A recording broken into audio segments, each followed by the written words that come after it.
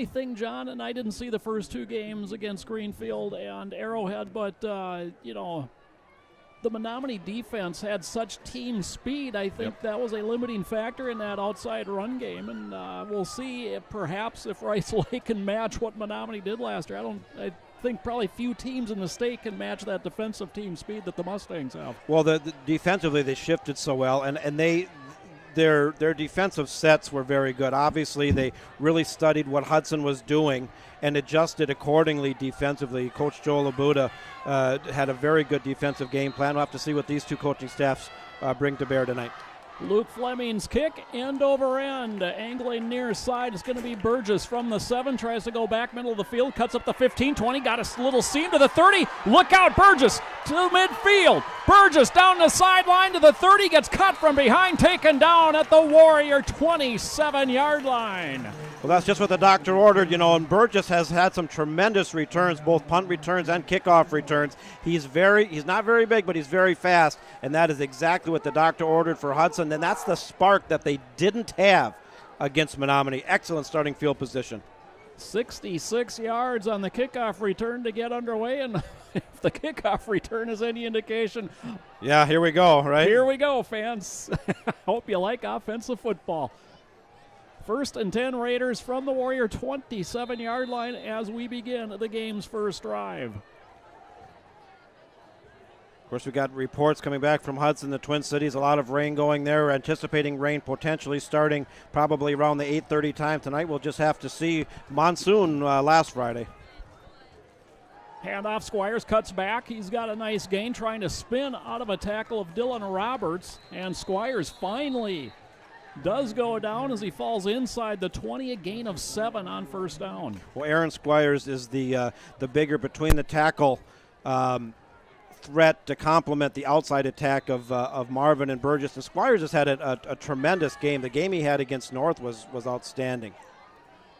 2nd and 3 in motion went Danielson. They'll run the option, keeping it as Stubendick, and he's taken down right at the line of scrimmage. Maybe gained a little bit. It'll be 3rd and short for the Raiders. Of course, Max Stubendick, one of the two quarterbacks that Coach Adam Cowles uses in a quarterback rotation. Stubendick, the 5'9", 150-pound junior, and then he is substituted periodically by Kaiser Helterbrand, the 6', 195-pound sophomore. We'll see them both tonight.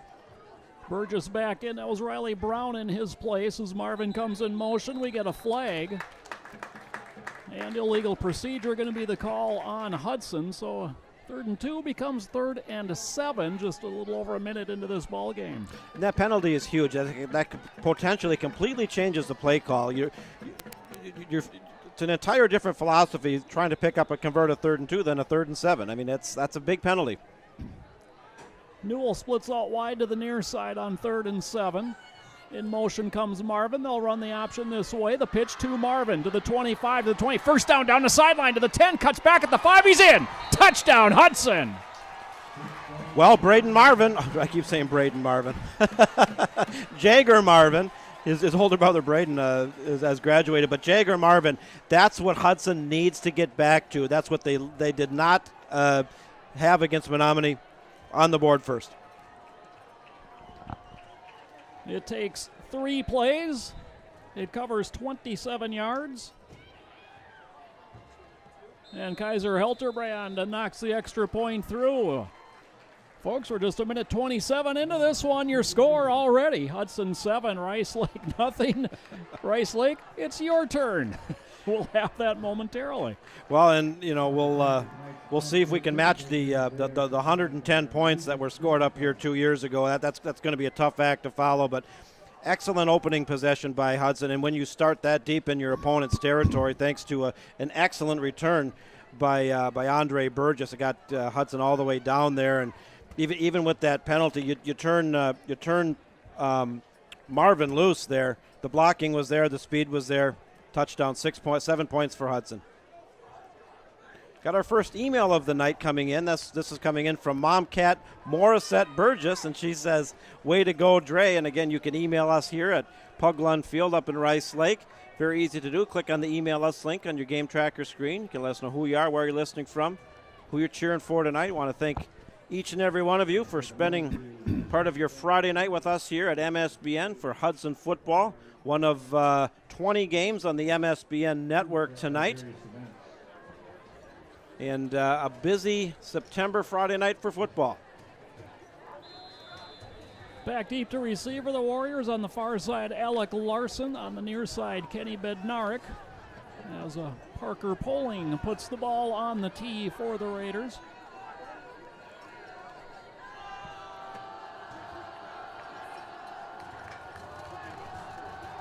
And Poling drives it. This is going to be Larson from his 8. Larson squirts through a seam of his own out to the 40-yard line and taken down out at his 44. 36-yard return for the Warriors. Well, whatever you can do, we can do as well. As Rice Lake's going to have excellent starting field position. Not quite as good as what Hudson did, but all the way up to the 44-yard line, and a nice return, some nice blocking there by the Warriors special teams unit. And let's see what the Warriors bring. Well, they bring Steve Shire, senior quarterback captain. Also, their leading rusher does a little bit of everything as he'll keep this one after the fake, and he's got a first down. He weaves his way through the secondary and inside the 45 down to the 43, a gain of 13 for Shire.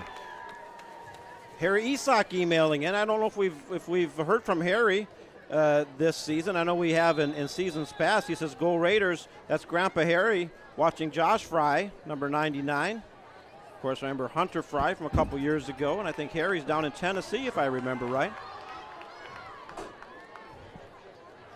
Handoff this time, it's Riley Nolan, and Nolan a nice carry inside the 40 down to the 38, a pickup of 5 yards. Yeah, and Rice Lake coming into this game, more yards on the ground than through the air. They've put up 370 through the air and about 750 on the ground. A little more balance than Hudson, but they're getting a lot of yards on the ground.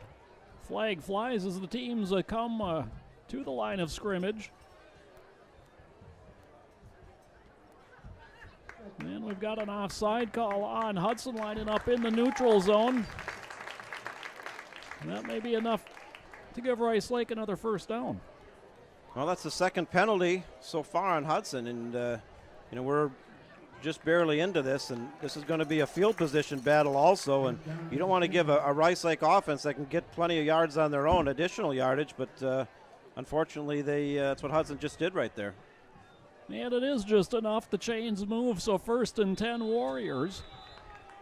They've run two plays, 2 first downs, a little counter play, picking his way through and going toward the corner of the end zone, and in is Billy Brown, a 38-yard run, 33-yard run, just like that, 7-6. A very well executed counter play that time by the Rice Lake Warriors. The blocking was there, the running lane was there, and he was off to the races and turned on the jets, and you could tell after about 5 steps he had a clear lane to the end zone, and we've got an extra point away from 14 points scored in not even 3 minutes of play, 2.5.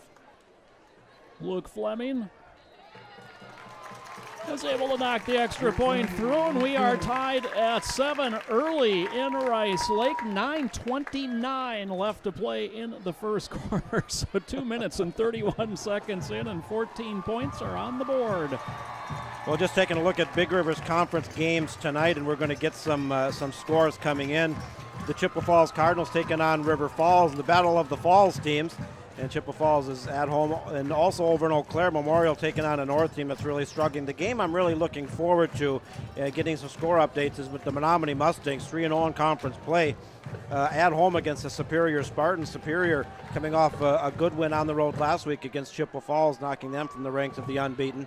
And so we'll be getting those score updates coming in tonight as we go, as the Big Rivers Conference title race is in full bloom, I guess, and everybody's right in the thick of it. And 2 big games tonight between Hudson and Rice Lake, and also the Superior and Menominee. Fleming line drive kick, backing up to the 2. Burgess, again, coming up the middle of the field, hesitates, looking for that seam this time, bounces it out to the left. and will be taken down at the 27-yard line. 25-yard return for Burgess. Worst starting field position for either team, as the Raiders will start at their 27.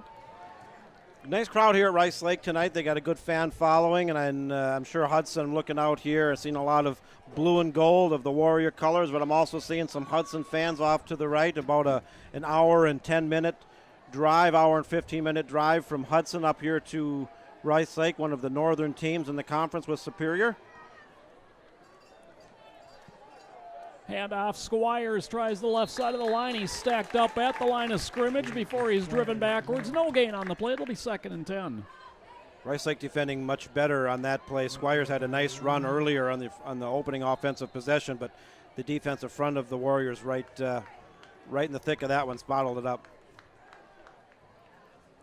Burgess in motion, takes the handoff on the sweep. Burgess cuts it back up across the 30 and out to about the 35-yard line. Ball came out, but after he had to hit the ground with it. Gain of 8 sets up 3rd and short now for the Raiders. And the Raiders, that kind of hurry-up, no-huddle offense, and that's one of the keys I think that Hudson's going to have to do tonight is get 7-8 yards on those outside runs, and they got it there. Burgess in motion, handoff Squires off the left side. He's got a first down out across the 40 as the pile continues to move, and that's a gain of 7 and a first down, Hudson. Good run that time by Squires. Much better push that time by the Hudson offensive line. And, here they are in that hurry-up offense. When they get a rhythm going, they just come at you. And that really, defensively, that's hard to react to. It keeps you on your heels. Counter play, Burgess trying to bounce it to the outside, but gets snowed under, and a great tackle that time by Billy Brown for Rice Lake. Results in a short loss, a loss of 1. Well, Brown had that one sniffed out. Some pretty good blocking that time. Burgess, had such a nice return there to start the game. Didn't get, actually had negative yards in that play. Burgess in motion, straight give. Squires picks his way through the line and out to the 44. He gets 3 of them. 3rd and 8 coming for Hudson. Well, and will we see Hudson go to the air tonight? And in comes Kaiser Helterbrand. And this is something we've seen Coach Cowles do on these 3rd and long situations, these passing situations, bringing Kaiser Helterbrand, the much heralded sophomore quarterback, in. 3 receivers in the set. Helterbrand rolling near side.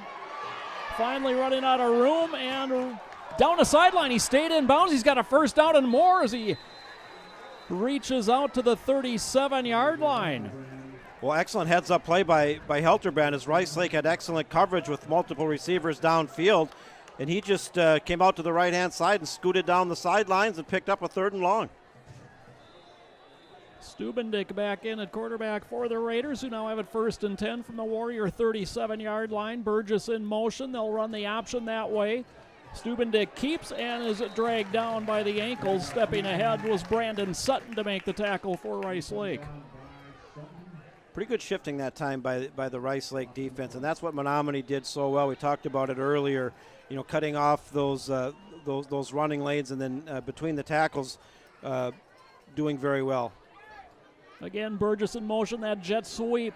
And Burgess, just kind of got grabbed there on his way through. Luke Fleming the tackle, but a nice gain for Burgess. Will set up 3rd and about 7 here for the Raiders. Of course, senior Andre Burgess having a fine season. Not very big. He's the 1-2 punch, the outside speed with Jagger Marvin. And Andre's only 5'8", 160, and he can really move. Marvin in motion. They fake the counter, rolling. Stubendick now just running for his life. Little shake and bake, and down he goes. Just too many blue jerseys in the backfield. A loss of 6 on the play brings up 4th and 12 in the punt unit coming on for Hudson. Well, unfortunately, Hudson was not able to capitalize on that 3rd and long that they converted when Helterbrand was able to get it on with his feet. And Rice Lake defense holds, and we're going to have our first punt of the game. Drive does take some time off the clock without any points. Dalton's kick, a nice high kick, hits and nearly hit the return man and bounces straight up before it takes a Hudson roll to just inside the 5-yard line. Nice punt.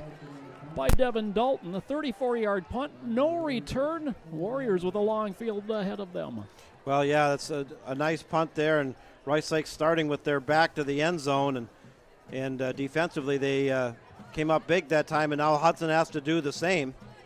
We got 5:32 to go in the first quarter. Both teams score on their opening offensive possession, and now it's time for the Warriors' second offensive possession. I wonder if Hudson here defensively, do you throw everything but the kitchen sink at him and try to really back him up? We'll have to see. Shire under center. Brown goes in motion, handoff. And Nolan, not a lot of running room, does get it across the 5. They'll mark it at the 7, a gain of 3.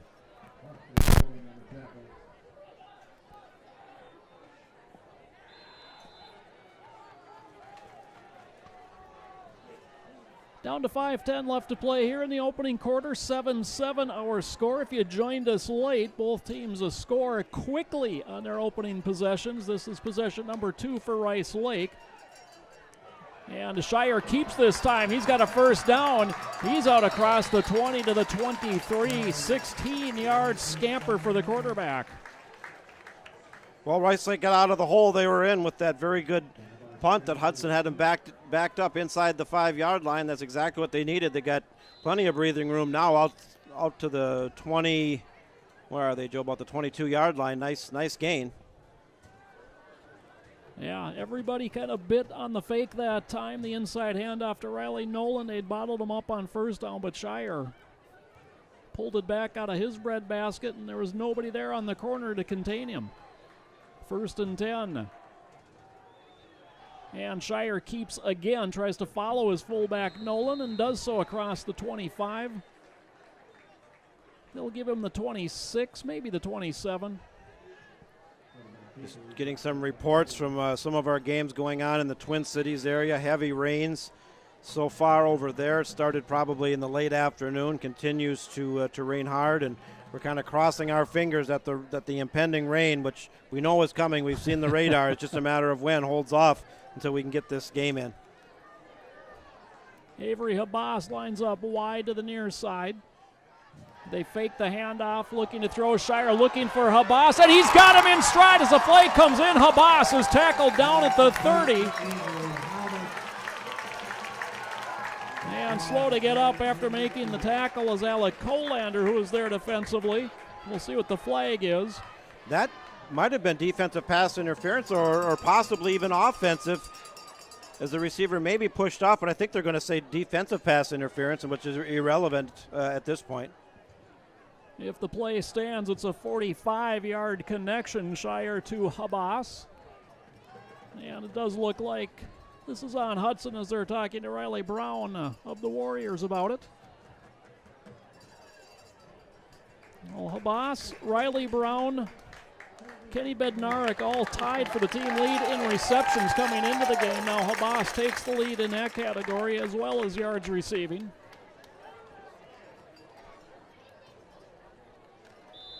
And it hasn't taken long for the Warriors to move from inside their 5 into Hudson territory. 1st and 10 just inside the 30.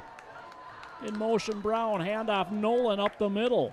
And Nolan bangs down to the 26, a gain of 4. Well, Rice Lake's got a good drive going here inside after they started inside the 5-yard line, now driven all the way up to the Hudson 20, 26 or 25 here, and this is an offense that can move. You can see it. Habas lines up wide to the right. In motion, Brown, counter play coming back, and oh my, what a hit delivered that time. Not fooled was Cole Goodbow.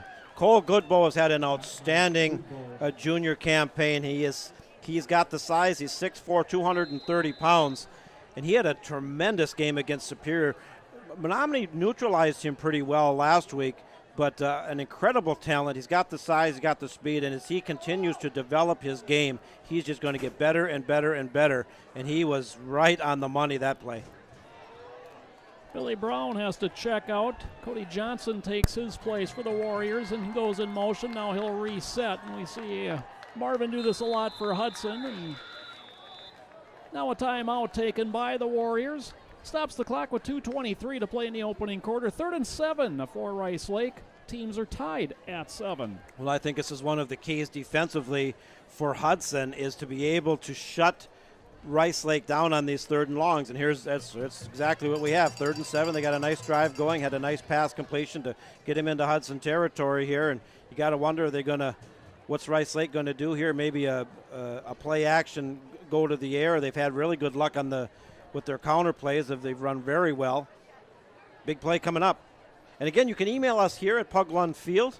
Very easy to do. Click on the email us link in your game tracker screen. You can let us know who you are, where you're listening from. We were cheering for tonight. Had some emails coming in. We've had some great emails all season long, and keep them coming in. I know we've got a lot of people, for one reason or another, back home that couldn't make the trip, tuning in, and love to hear from you. 3rd and 7. Habas lined up wide to the right. In motion, Larson. They'll pitch it to him. Tries to bounce it to the outside. He's met as he turns upfield. Well short of the first down. They'll mark it at the 24, a gain of 2. 4th and 5, or a long 4 anyway for Rice Lake. Interesting play call, and defensively Hudson was right there. They shifted well. They aggressively attacked the ball. That was way short. I thought Rice Lake would go to the air that time. They did not, and looks like we're on for a field goal attempt. Luke Fleming puts the kicking tee down at the 31, so a 41-yard attempt near hash.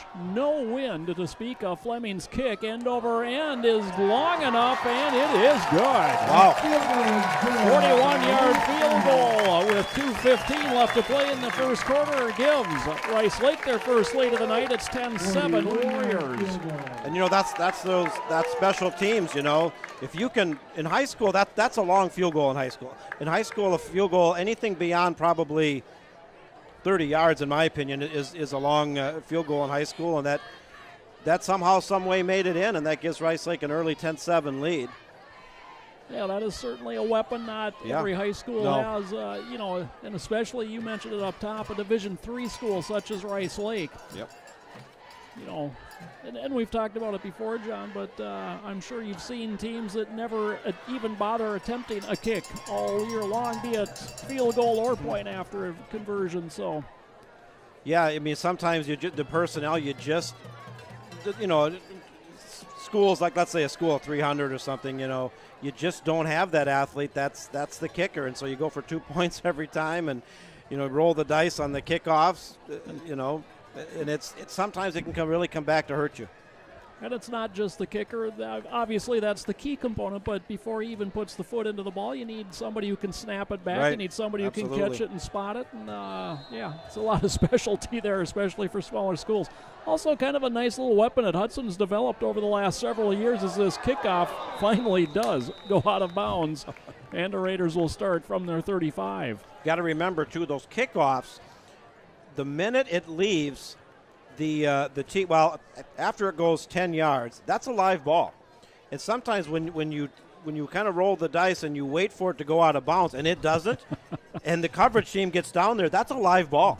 And so that went out just as the Rice Lake coverage team was getting down there. Can never be sure which way an oblong football is going to bounce when you're watching it come at you. It's not like playing third base, that's for sure. No. We'll see what Hudson does here. They had a decent drive, but it stalled, and now they're back for their third offensive possession of the game. Shifting to the left, Burgess jet sweep. Burgess spins out of one tackle, and Burgess runs to the first down marker out of bounds. It looks like he'll have enough to move the chains for the Raiders, a gain of 10, maybe 11. That's the key. Burgess and Marvin, those sweeps, the pitch plays, and you go with your speed, guys. And if you can get runs like that, Hudson's going to be able to move the ball and move the chains. 4 carries, 22 yards for Burgess tonight. Marvin in motion will reset. He's only got 1 carry, but it was good for Hudson's touchdown from 24 yards out. As he'll take the jet sweep, and Marvin runs through a tackle and runs into Rice Lake territory before he's taken down by Brandon Sutton, a gain of 6. That being Jagger Marvin, he's 5'10", 150. a wiry guy, and again, just like Burgess, the 1-2 speed punch that Hudson brings to the that really makes the Hudson offense go. Burgess in motion. They fake to Squire. Stubendick throws and knocked away at the last second, intended for Marvin. He had a step, but John Kohler able to reach up and knock it away at the last minute. Yeah, good coverage that time by Rice Lake, and it was a good pass. The pass was there, and that's something I wonder if Hudson's going to try to work into the offense. We talked about in the pregame them trying to get some kind of a more consistent passing attack to complement the running, and good ball there, but equally good defense that time by Rice Lake. Cole Danielson checks in, replacing Marvin. He comes in motion and will reset as the left wing back. Might be changing the play here, maybe. Now Burgess in motion, counterplay Danielson, not a lot of room to run up the middle. He'll be thrown backwards by Steve Shire. Nice. And that's going to bring up fourth down here for Hudson, John. Nice play by Shire. He's a 6'2", 195-pound senior, and Cole Danielson has gotten a few carries here. Danielson, only a sophomore, and they're going to go for it. Danielson in motion. Newell, the wide receiver to the left. Stubendick shouting the play right and left. Under a minute to play. They'll run the option. Stubendick on the keep had to leap over a tackler, and that allowed the rest of the defense to converge. Blowing that play up was Taylor Forsberg for Rice Lake Warriors. Take over on downs in great shape. Well, Coach Adam Cowles, as he has done time and again, electing to go for it on 4th and 4, but defensively Rice Lake had that one all snuffed out, and the drive stalls. Just 53 seconds left to play here in the opening quarter. It's 10-7 Rice Lake as they start from their 49-yard line. Handoff right up the middle. Brown ran through a tackle, still on his feet, and finally taken down at the Hudson 44, a gain of 7 for Riley Nolan. An early Jace Labuda touchdown pass as Menominee with an early 7-0 lead at home against Superior. That game is a big one for the Big Rivers Conference standings, as is this one, so we'll keep an eye on that one. Menominee up early, 7-0. Bednara comes wide to the near side. Shire, the fake, looking for Bednarik, and Bednarik never saw the pass. It was well over his head anyway, incomplete. Yeah, there was definitely a miscommunication there. He was looking the other way when he was looking, to the right, and the pass was to the left. Incomplete pass will bring up 3rd and 4 for Rice Lake. Still 16 ticks left in the first quarter. Bednarik, and that's a different spelling than the legendary Chuck Bednarik from the Eagles from a different time. Shire the pitch coming near side. Larson turns at the 40, taken down. He's got a first down to the Hudson 37-yard line, a gain of 7. And clock will momentarily stop. Excellent tackling that time by Alex Colander, the defensive back. He had to fight off a blocker and position himself to be able to make the tackle. And Alec is not very big, only 5'9", 145. Nice play. I'll tell you what, there was a flag behind the play, and this is going against Rice Lake, so wipe out the first down run. They got the Warriors on a hold, so 10 yards from the spot of the foul, moves it back to the Rice Lake 42-yard line. It remains 3rd down, but now 3rd and 17. In the Battle of Eau Claire at Carson Park, Eau Claire Memorial up early 10-0 over winless Eau Claire North. Keep an eye on that score as well. That one coming in from MSBN Score Central. And as we reset the ball, the clock winds down, and we are through one here in Rice Lake. Your score at the end of one, Rice Lake 10, Hudson 7. You're watching high school football right here on MSBN. Along with John Weck, and I'm Joe Moore. And John, I thought we were in for another good old shootout the way this one started, but things have settled down somewhat. Well, yeah, both teams scoring in their opening offensive possession, both aided by very good kickoff returns, but so far only 3 points since with a nice field goal. Rice Lake with an early 10-7 lead after with 1 quarter in the books, 3 more to go. This shapes up to be a very good game. Both teams have had a couple key penalties. Both teams have proven they can move the ball. I think this one might go right down to the end. History would indicate that in the 5 years we've covered Hudson football, this has been the best rivalry of all the teams in the Big Rivers Conference. Looking ahead to next week, I want to talk about real quick homecoming at Hudson. The Raiders return home, try to get back on the winning track at historic Newton Field, and the farewell season to Newton Field, built in 1961, to be replaced next year by a new facility over at the high school, and the Raiders hoping to send out Newton Field with a tremendous farewell season. We got a few things planned on the MSBN network here, trying to bring some old players back and talk about their days of playing Hudson football at Newton Field, and stay tuned for that. But big homecoming week next week as Eau Claire Memorial comes to town. Should be a good one. The last few with the old Abe's have been dandies between Memorial and Hudson. Always fun on homecoming as well. 3rd and 17, a little rollout. Shire just going to flat out run, and Shire is going to be banged out of bounds shy of the first down, but a nice gain on the play. Going to be 4th and 4, kind of decision time right now for Dan Hill. Well, it's exactly the situation that Hudson was in their previous offensive possession. They elected to go for it, and it did not succeed. Looks like Rice Lake's going to go for this one. They are in Hudson territory here. 4th and a long 3. Warriors lining up to go for it. Wide to the left is Habas. Wide to the near side, Bednarik. Shire under center in motion. Larson. Counter play near side. First down and more. And finally dragged down at the 33-yard line is Billy Brown. That's a gain of 11, and the chains move. Gutsy call by the Warriors on 4th and 4. Went with a counter play, very well executed. The blocking was there. They converted it plus some extra, and the Warriors have a drive going. Brown 2 carries. Both have been counter plays. The first one was a 33-yard touchdown run. That one an 11-yard gain on 4th and 3, so both big carries for Brown. Plays both ways and is have a good defensive game tonight too. He comes in motion, straight handoff. Nolan up the middle, trying to drag a tackler along, and does so for 3 yards to the Hudson 30. 2nd and 7 coming. So far, so good with the weather. The temperature pretty comfortable. We'll have to see here. I think it's probably 65 degrees game time right now. No rain as of yet. Keep our fingers crossed. I'll tell you, the weather, we had the monsoon last week, and we're expecting rain tonight, but week 6 of the football season, you really have lucked out so far in the season. Nolan straight up the middle, very close to a first down.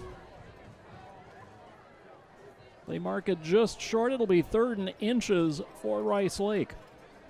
They're only short by, you're exactly right, Joe. I mean, it's half the length of the football, maybe. Watch out for the play action here, perhaps. They pack it in a tight formation. Means nothing as Brown goes in motion. Shire will keep, fakes the pitch, spins. He's got the first down as he falls inside the 20 to the 18, a gain of 6. This is a good-looking offense for the Rice Lake Warriors. We talked about their ability to put points up. They scored 70 in the first quarter so far this season and only 45 in the second, so a pretty good drop-off, a 25-point drop-off up to this point. But a team that can definitely put up some yards. Well, and put up some points. 35, their lowest output of the year so far, as Shire keeps, and Shire's got some room, bounces it back to the middle, and he goes into the end zone. Touchdown, Shire from 18 yards out, and Rice Lake extends the lead at 16-7. Well, this is the Warrior offense. They were just energized by converting that fourth down, and they're doing it primarily on the ground. They're getting the blocking. They're running some very good counter plays. They got some good speed, and they're an extra point away from going up 10. Well, hey, you mentioned it up top, John. Hudson defense has got to get off the field on 3rd and long situations. They had 3rd and 17, and instead of 4th and long and forcing a punt, they gave up 13 yards. It became that 4th and 3, which was converted, and here we are, 10:03 left to play in the second quarter. It's now 17-7 Rice Lake. Well, there's the Rice Lake version of the Bleacher Creatures with their flags that goes back and forth. It's a pretty fired up Rice Lake crowd right now. And they should be. They're up by 10. I think this is where Hudson has to kind of right the ship. You know, they had that big return by Burgess and were able to capitalize that and go up early 7-0. But Rice Lake has now put up 17 unanswered points to pull ahead by 10. A lot of football to go. 10:03 to go here in the second quarter. Again, I want to invite our viewers tonight to email us here at very nice Pug Lawn Field. This is always one of my favorite places to go. A very nice facility here. They redid it, and I believe in 2010 or 2011 did an excellent job. If Hudson can put together a field similar to what is here in Rice Lake, I'd be very, very happy.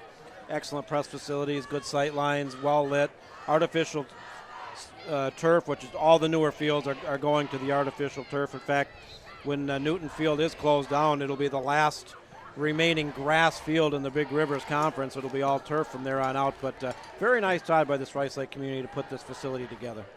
Yeah, and you know, if you've never been up here, folks, you know, it's on the back side of the school, and it's not just the football field. And as you can see, the track runs through this too, but off to our left, a great baseball facility. Practice field just on the other side of here is little pooch kick trying to catch Hudson by surprise.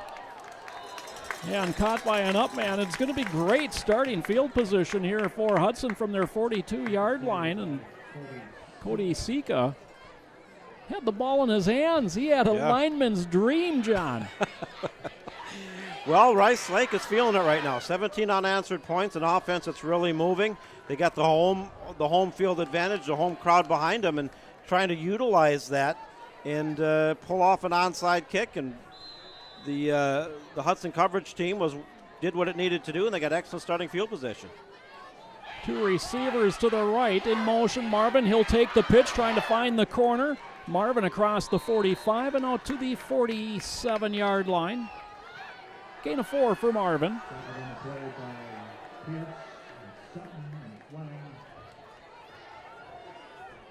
Again, Hudson going with that, I call it the hurry-up 2-minute offense. No huddle, quick to the line of scrimmage.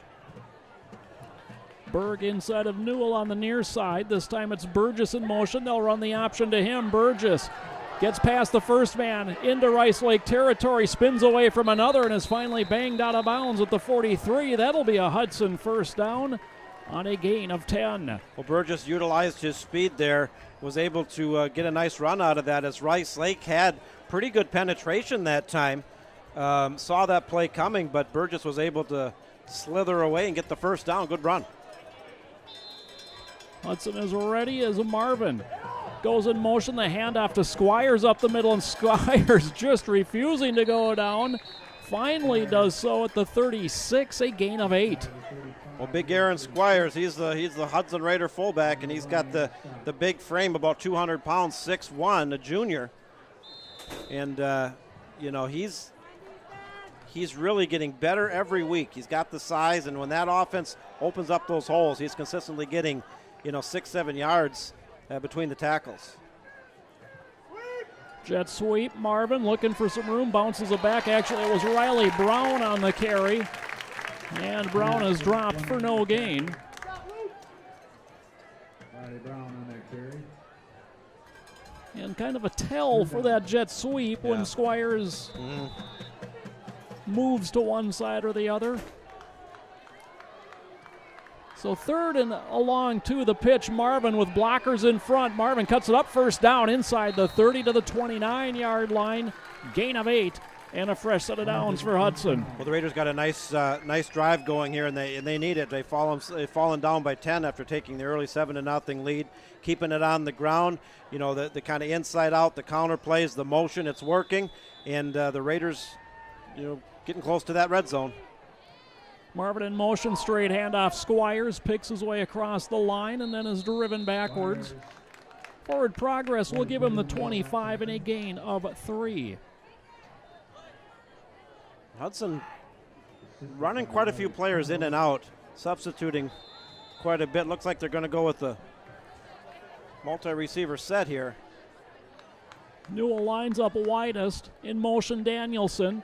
He'll take the pitch from Stubendick. Squirts down the sidelines, cuts back very near the first down marker before he's driven backwards. And we've got an official marking the first down as the chains will move.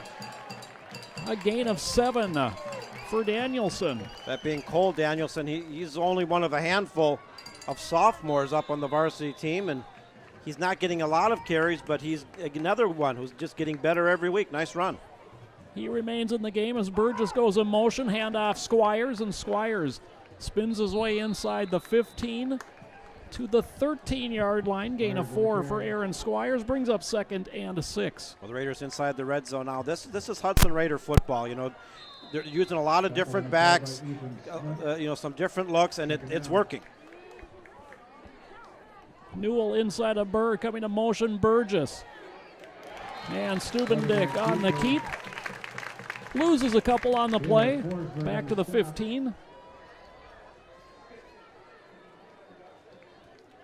We're getting a little bit of crackling here. You're hearing that here and there, and I think I just dawned on me what that is. That was our crowd mic that was out in that monsoon last week, and I think it's just now getting dried out. Pitch, Danielson has to cut back, and coming in, a beautiful undercutting tackle by Brandon Sutton takes him down shy, and decision time for Adam Cowles. 4th and 5.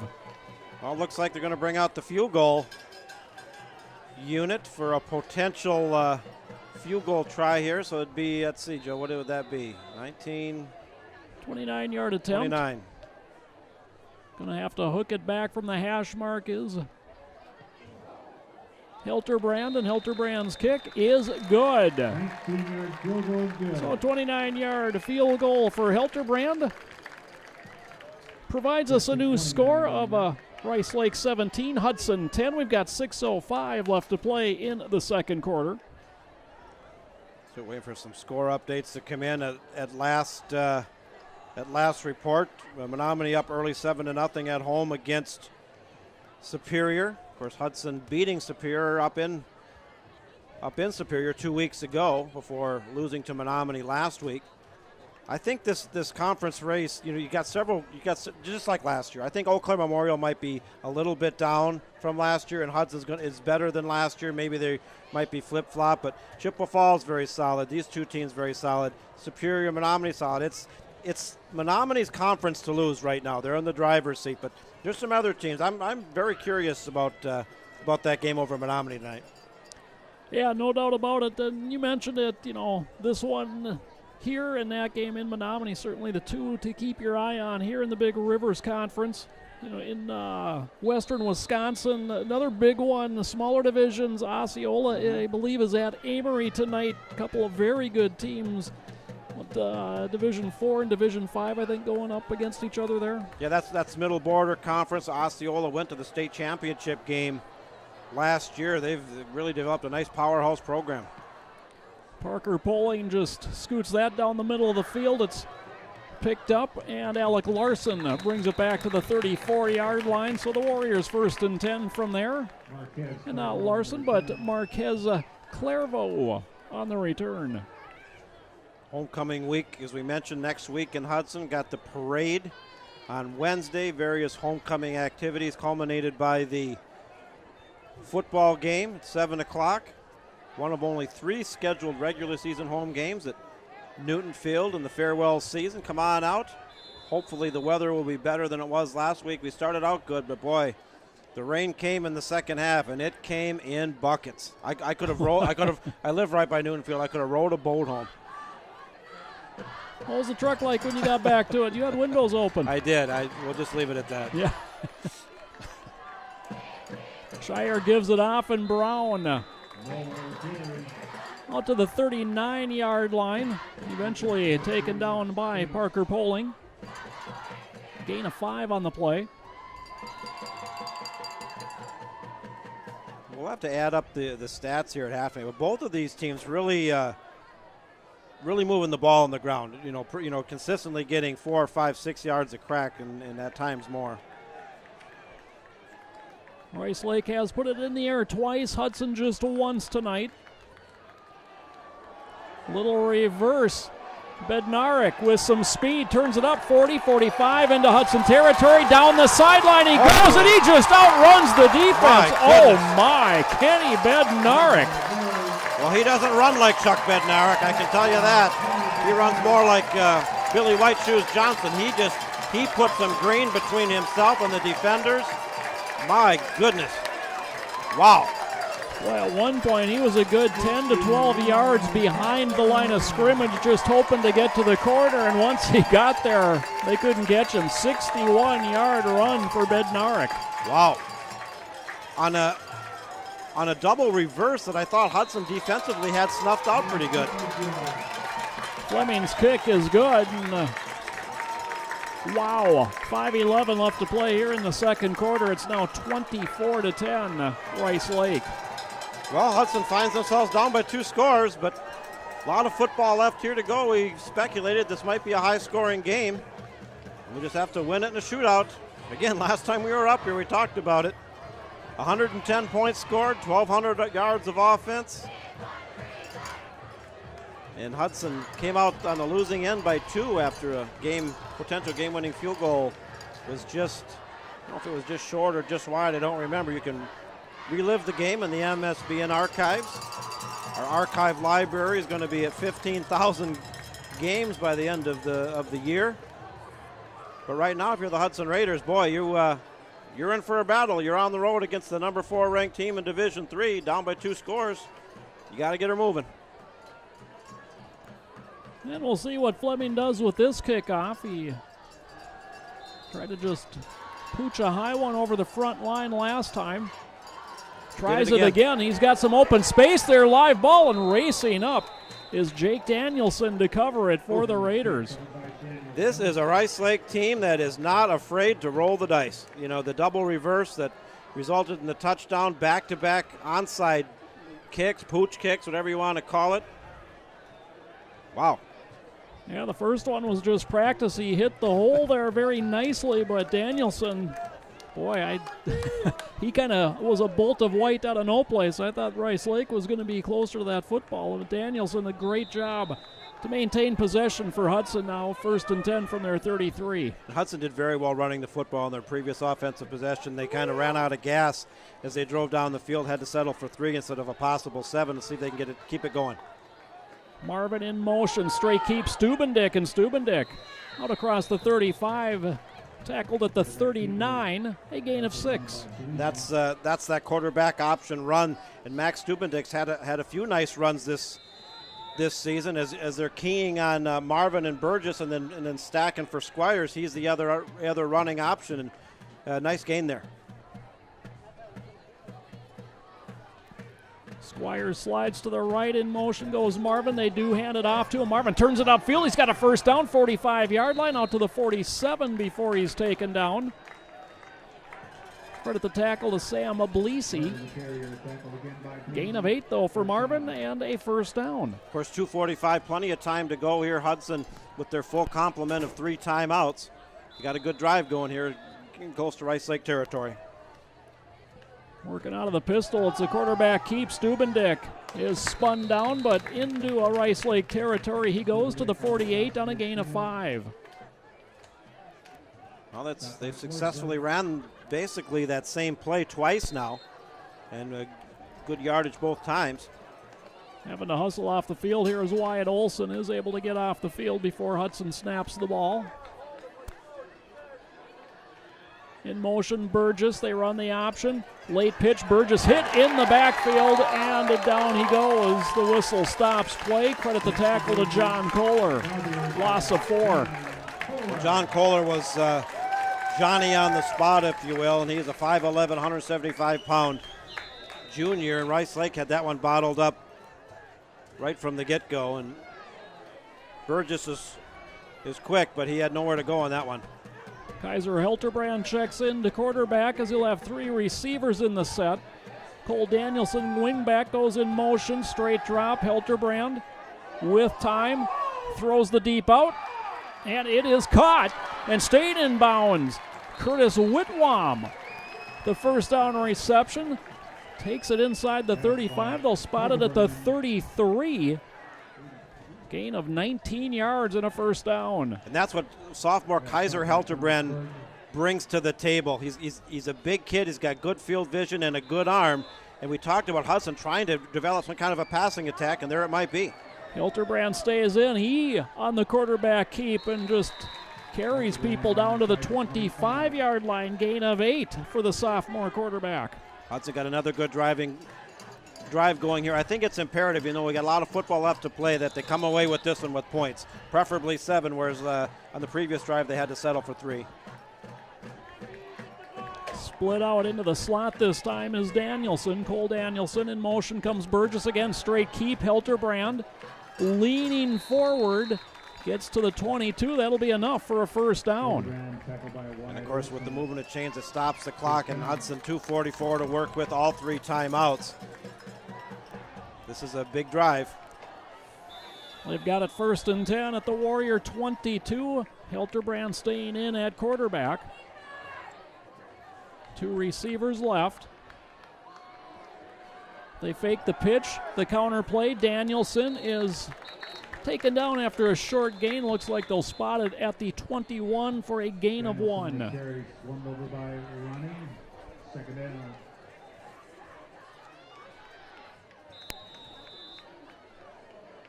So 2nd and 9 Raiders. In motion comes Burgess. They fake, and Hilterbrand going to keep it, faking the entire way, and he darts inside to the 17-yard line as a flag flies from the backside. That might be a Hudson hold. We'll have to see. That would really be a... Yeah, there it is. Yep. There it is. Tough break. Tough break. 3rd penalty of the night assessed to Hudson. This one 10 yards from the spot of the foul. It will remain a 2nd down, but they'll spot the ball back at the 31-yard line. And those are the penalties you can't have, particularly when you're down by 14 points, down by 2 scores, trying to put some points up going into halftime. Got a good drive going, and those penalties it's such a buzzkill, and it backs you up. Tough break. 2nd and 19, working out of the pistol formation will be Hilterbrand. Squires behind him, and Danielson in motion nearly ran into that as they swing it out, and Burgess hit immediately, tried to get out of the tackle, but taken down by Alex Britton. Rice Lake defensively showing some really good team speed. We talked about what Menominee was able to do last week, really shifting and reacting very well to those kind of type plays that Hudson is pulling out of the bag. And this is huge here. Talk about 3rd and long. This is 3rd and long, all right. 3rd and 21 after that big-time holding penalty. So I've got chocolate all over my hands and arms from the chocolate chip cookie. Hilterbrand straight drop, flushed out of the pocket, spins back into the rush, gets away from it, and then flips it ahead out of bounds. Or incomplete, not out of bounds. Squires in the vicinity, and it'll be 4th and 21. Hudson had such a great drive going. And, Coach Cowles likes to go for it on 4th down, but now you've ran yourself pretty much out of field goal range, but they are going to try it. They're going to try it. That's a long kick. This is going to be a 50-yard attempt as Hilterbrand puts the tee down right on the 40. Again, no wind, and he was a strong and true from 42 in pregame, but 50's a total different cat. Rice Lake wants a timeout, and they do get it. The coaching staff just jumping up and down, trying to get that timeout called. 2nd timeout taken by Rice Lake. They've got 1 left. We've got 1:16 left here into the first half. It's 24-10 Rice Lake. Looking for score updates from around the big rivers tonight. The other big one, as we've mentioned, Superior is at Menominee tonight. Menominee, the only undefeated team. It only took 3 weeks to nearly knock everybody from the ranks of the undefeated. That is how tightly things are contested here. Well, outside of River Falls and Eau Claire North, but. Well, yeah, I mean, Menominee during the reign of Coach Joe Labuda, which started back in 1989, they have been the team to beat. Hudson's had a great run. Chippewa Falls has had some good teams. Superior was undefeated conference champs a couple years ago. Memorial's had some good teams, but Menominee is still the team to beat. They're in the driver's seat right now. We'll have to keep an eye on that score as they play Superior at home tonight. Lining up for a 50-yard field goal attempt. So Helterbrand will attempt it from the far hash and from 50 yards away. Stubendick is the holder, so you got both quarterbacks back there. The snap, the place. It's a high end-over-end kick, but it will be short and no good. So it remains 24-10. There's a minute 10 left to play in the half. Rice Lake with just one timeout left, although they have shown that they can score from anywhere on the field here tonight. Absolutely, 1:10 left, and they got quite a ways to go. But if Hudson goes down in this game, and they're most likely going to go into halftime down by 14, and hopefully no more than that, but you're going to look back to that drive, and particularly that holding penalty, as they drove fairly deep inside Rice Lake territory and had the running game going, and then it just stopped, and that holding penalty changed the dynamic of everything, the momentum, everything. Come away with nothing. 1st and 10 from the 20. Shire hands it off, and Riley Brown is swallowed up and dropped for a loss of 2. Looks like Rice Lake's probably just going to run this one out here, and Hudson electing not to burn their timeouts to stop the clock. Potentially they could do that and try to stop them and maybe force Rice Lake to punt it away if they could get them to go 3 and out, but looks like neither one's gonna do much with it here. I think we're going to run it out and go to halftime. Rice Lake will get the ball to start the second half after they deferred their decision after winning the coin flip. Handoff again to Nolan. Nolan breaks a tackle, tries to spin out of another one, but he's wrapped up by Jake Danielson and thrown backwards with the help of Noah Bennett. Gain of 7 brings up 3rd and about 4. I doubt that we'll run another play. We're down to 10 seconds. We'll go to halftime, and Joe, we can talk recapping the first half and talk some other sports here, but the Hudson Raiders have a task ahead of them to come back out of this deficit. Here's halftime score, Rice Lake 24, Hudson 10. You're watching high school football on MSBN.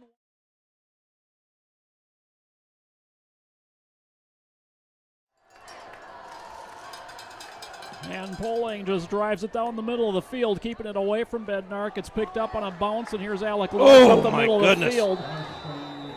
And Larson destroyed at the 25-yard line. That is where the Warriors will start, 1st and 10. Cody Sitcha, and he's a 5', 160-pound sophomore listed as a linebacker. And I felt if I got hit like that, Joey, it would take me half an hour to get up if I got up at all. That was a tremendous hit. Wow. Want to clarify something I'd asked about earlier, talked about Lee Livermore. And Lee's a former player and teacher, graduated in '67, and was elected to the Hudson High Wall of Fame, along with Joan Ritchie and Gary Zappa. And they'll maybe they have some festivities coming up with that in homecoming. Of course, Lee has emailed into our broadcast, so congratulations to all 3 of those people. Handoff right up the middle, running through a couple arm tackles and gaining a 1st down is Riley Nolan, a gain of 11. The chains move on the first play of the second half. Well, Rice Lake moving the ball just as they did in the first. Aaron Hack tuning in. He says, come on, Raiders. Like to see some Josh Fry this half. He said, the dude is a beast. Let's go 99, go Raiders. That's from his cousin listening in Southern Wisconsin, Aaron Hack. Keep those emails coming in. Abbas wide to the right, Bednarik wide to the near side. 1st and 10 from the 36. This time it's a fake and rolling out this way, and it is intercepted. And stepping out of bounds on the return. The interception to Alec Colander. 1st and 10 Raiders from their 46-yard line. That's just what the doctor ordered here. Down by 2, scores. Rice Lake electing to go to the air, and that was Rainbow. Hudson had excellent coverage, and maybe that's the spark that ignites the fire for the Hudson Raiders. Down by 2 scores on the road. There was a holding call on the play. It was against Rice Lake. Obviously, Hudson declines that, and they will start. 1st and 10 from their 46. The game's first turnover goes to the Hudson defense. Now it's up to the offense to do something with it. Capitalizing on turnovers, particularly when you're trying to pull a comeback. That's key. Okay, we're going back. I had to reset the chains there. And unfortunately, he was poised for a potential good return and just stepped out of bounds. Stubendick under center. Burgess goes in motion. Stubendick going to put it in the air deep down the middle. Got him. He's got Newell behind everybody. And now he drops it. He had it, bobbled it, and just couldn't bring it in. Incomplete. Best pass by Stubendick all season long. Newell had a 2-step separation. The pass was there, and he dropped it.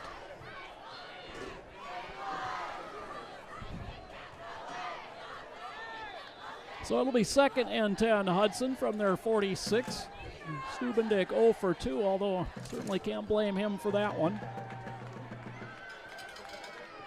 Burgess again in motion. Option Stubendick will keep, and he is to the midfield stripe on a gain of 4. That'll bring up 3rd and 6 Raiders. Opening drive for them here in the second half.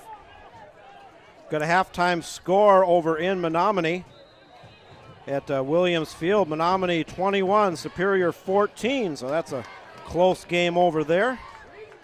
Again, Burgess in motion. They'll pitch it to him. Burgess to the midfield stripe, 45, fighting for that first down marker, and he lands very close to it. It'll depend on where they spot it. It looks like he's got enough for the first down.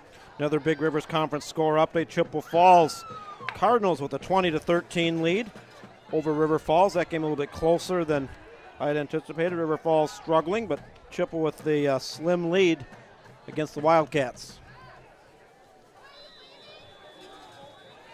And they're going to measure this one. It is very close, so it's either first down Hudson or a 4th and about an inch.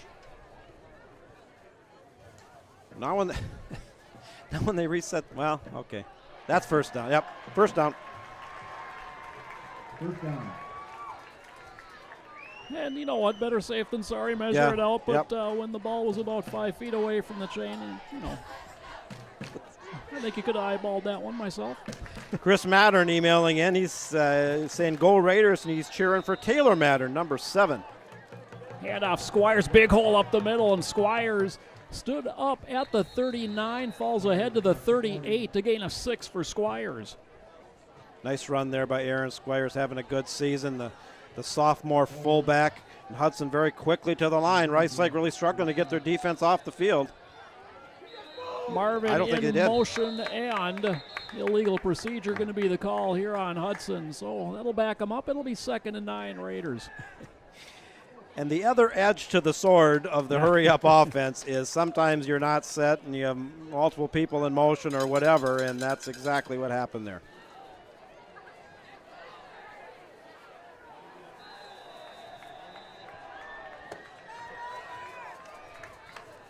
Marvin in motion, handoff Squires. And Squires ahead to the 41, picks up 3. 3rd and 7 coming for Hudson. The last time they were at 3rd and long, they brought in Kaiser Helterbrand and went to the air, but Stubendick is staying in. Burgess in motion, they run the option. Stubendick tries to spin away from it, and he is taken down by his counterpart, Steve Shire. Quarterback / defensive back brings up 4th down.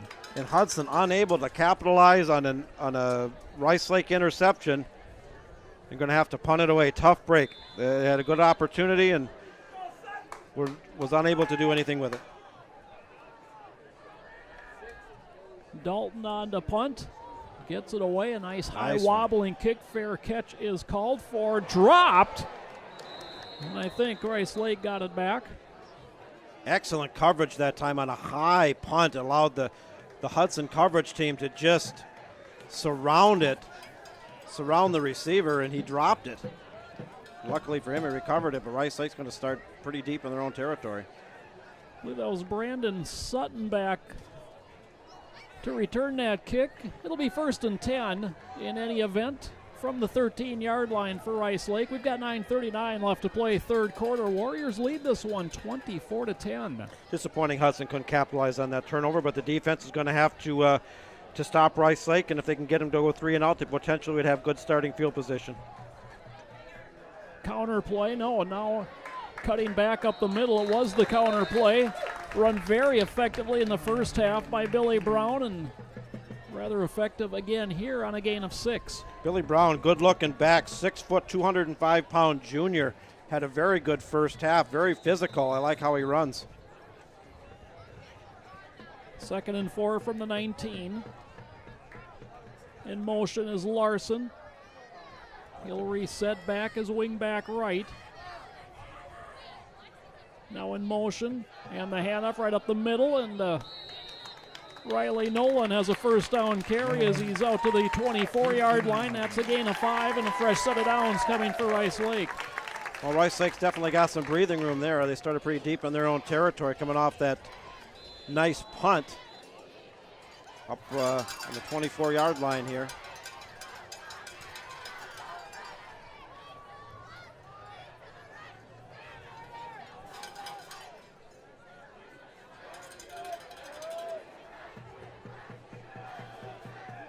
And again, it's going to be Nolan on the carry. Nolan limited room up the middle, but does advance out across the 25. They'll spot it at the 28-yard line. 3-yard gain, 12 carries tonight now for Riley Nolan. Good for 56 yards.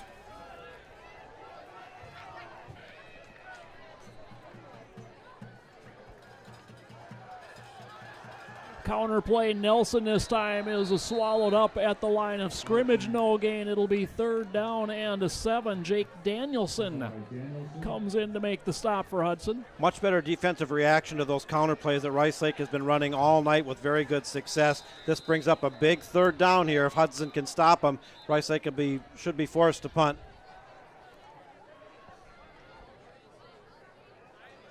And a timeout taken. Nope, just not sure what the stoppage of the clock was there, John, but clock now running down to 7:40 left to play in the 3rd quarter. All right, big down here. 3rd and 7 Rice Lake. They fake the handoff. Shire now pitches to the corner. It's a 1st down run, and out to the 39-yard line, a gain of 11. Carrying for the first time tonight was Cole Stadola. Well, again, we talked about one of the defensive keys for Hudson tonight, and that is to limit third and long conversions. I would quantify that for 3rd and long, anything 3rd and 6 and over, and Rice Lake was able to convert it. 1st and 10 now from their 39. Shire keeps, tries to go back toward the middle, and is snowed under at the 40-yard line, a gain of 1.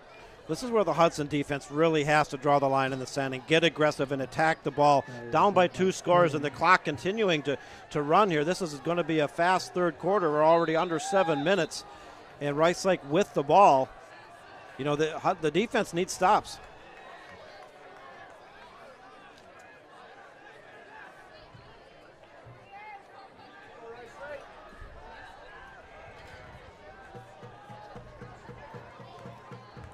Shire keeps running the option. They string it out. He tries to turn upfield, and he'll get out to about the 43-yard line. Gain of 3 on the play. It'll be 3rd and 6, so another 3rd and long by definition, John. Well, and Hudson had that play stop. He got 2 or 3 yards out of that. Hudson just wasn't able to wrap up and bring him down. They had him stopped for like less than a yard gain initially. Big down here again. You know, 3rd down. Clock continuing to run. It's going to be under 6 minutes by the time they snap it. Rice Lake in no hurry. Abbas comes wide to the near side. Shire throws the slant. It's caught by Abbas. 1st down, hit and taken down At the Hudson 45-yard line, little pitch and catch is good for 13 yards and another Rice Lake first down. I don't know if we got stats on that, but I don't know how many third down conversions Rice Lake has been able to convert tonight. It's multiple third down conversions, and quite a few of them have been, third and long, 3rd and 6, 3rd and 7, 3rd and 8. Well, they haven't had to punt tonight. No, it's converting these third downs. 4 scores, the half ended, and they turned it over the first time this half, so the punter hasn't seen the field yet for the Warriors. Quick, flipped out Habas, and just kind of drags Colander along. Very close to another first down at the 35-yard line. And they will spot it at the 34. That's 11 yards. That is a first down. Rice Lake shaking off that early interception on their first offensive possession of the second half. They got a nice drive going here into Hudson territory, going to the air a little more than we saw them do during the first half, and with success. Shire now 3 for 5 throwing the ball tonight. Does have the interception. Good for 69 yards, all to Habas. Handoff Nolan right up the middle, and he's down to the 30, a gain of 4. And again, but besides Hudson being down 2 scores, now the clock is starting to become an issue. Nothing fancy when Nolan runs the ball. He's just been steady 3, 4, 5 yards every time he touches it.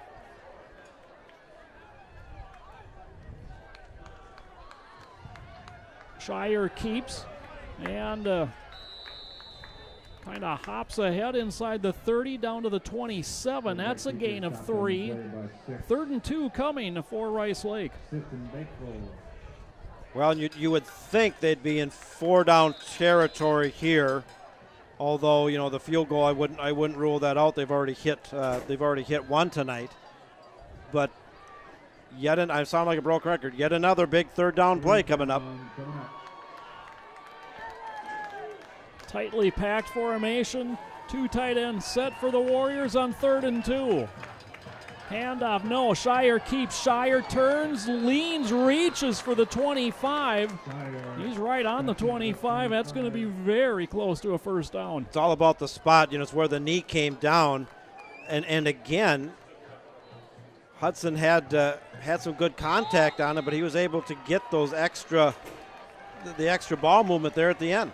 And it is short, not by much, by about a foot. So 4th down, Warriors going for it.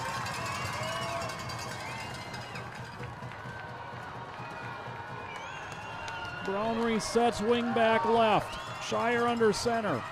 Shire keeps, he's got the first down. To the 22-yard line, a gain of 3. Well, time and again, in crucial moments, Rice Lake is coming through, converting the thirds, converting the 4th down and short there, keeping the drive going. They're not quite to the red zone yet, but they're close. And even more importantly, time continuing to tick away. So 1st and 10 Warriors, ball now at the Hudson 22-yard line, and this has been a time-consuming drive. We're down to 3:15 left to play in the 3rd. Brown in motion. Handoff Nolan up the middle, fights through the first tackle. He's inside the 20 to the 19 for a gain of 3. Well, I think the goal here is now they've probably driven into field goal range. For Hudson is to limit them to a field goal attempt. They can ill afford to have the Warriors put up another touchdown. That will put them down by 3 scores, and we're going to be, not a whole lot of time left here in the 3rd quarter. Again, a 2 tight end set on 2nd and 7. Stodola comes in motion. They run the counter play. Brown, and he spins away from a couple tacklers. Inside the 5 to the goal line. He's in. Touchdown. Oh, what a run by Billy Brown. An 18-yard touchdown run. His 2nd of the night. Rice Lake has its largest lead of the evening. Well, that was just all muscle on the part of Billy Brown, 6 foot, 205-pound junior. And he used all of that size, and they had several hits on him, but he was able to power it in. Fleming on to attempt the point after, and he knocks it through. We've got 2:27 left to play in the third quarter. It is now Rice Lake 31, Hudson 10. Well, a big hole became even bigger for the Hudson Raiders here. Down by 21 points. It's still possible. 2:27 to go in the third, but you know, when they were unable to capitalize on that Rice Lake turnover, the interception to start the half, Rice Lake got the ball back, and how many minutes did they burn on that drive? What, 9 minutes? That was, it was a good, I would say, 7-minute drive. Yeah. Easily they burned over half the quarter on that drive. You know, several key third down conversions, the big 4th and short conversion, and of course the ceiling run there to put them up by 3 scores, and time is of the essence now. Hudson has to score and score quickly if they hope to come back on this one. Brown has only toted the rock 4 times tonight, but he's got 2 touchdowns, 68 yards on those 4 carries. As Burgess returns from the 8, middle of the field 20, trying to bounce out to the left, now he's going to reverse course. And now does decide to go north and south out to the 23-yard line. 15-yard return, 2:16 to play in the third. Raiders need to score, and quickly.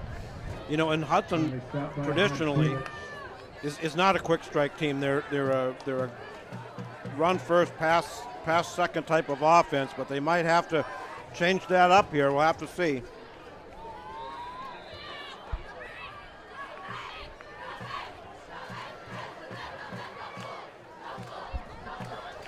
Out of the shotgun, the sweep.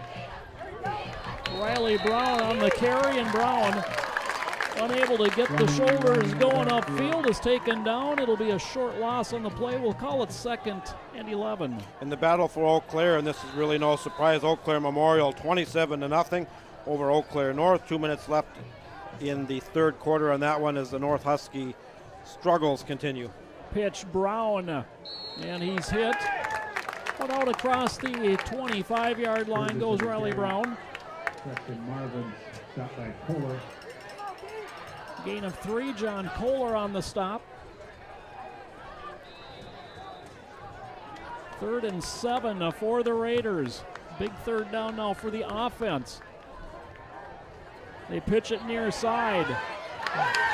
And it's Cole Danielson, and Danielson out to the 33. Won by Britton and Pierce.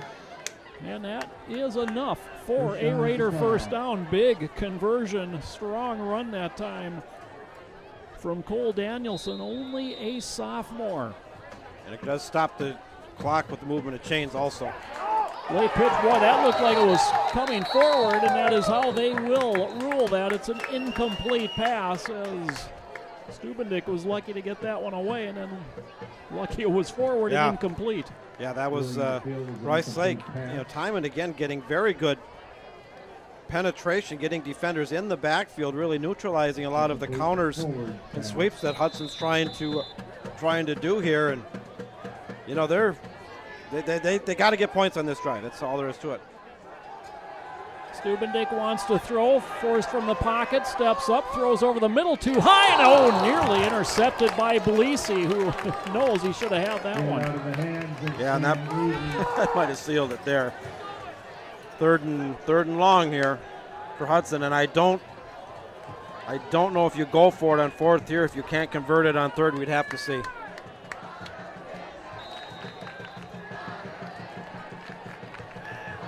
Hilterbrand checks in at quarterback. 3rd and 10.